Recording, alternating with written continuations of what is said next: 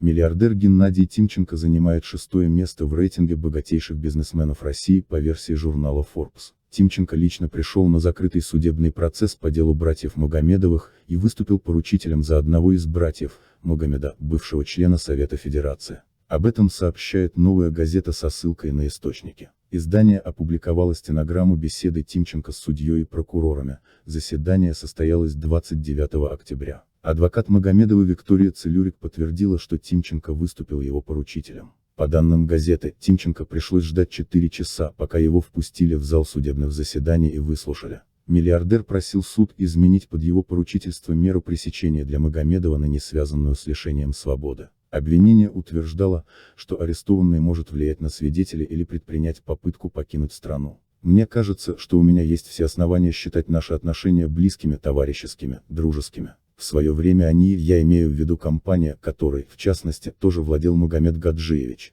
активно помогала ночной хоккейной лиге, в которой играет более 1000 команд России, и они делали это достаточно долгое время, помогали развивать наш хоккей. В социальном смысле это имеет большое значение, сказал Тимченко.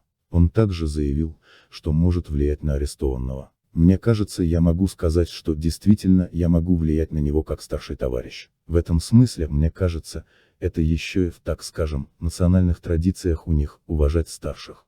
Я это помню, это всегда было, сказал Тимченко.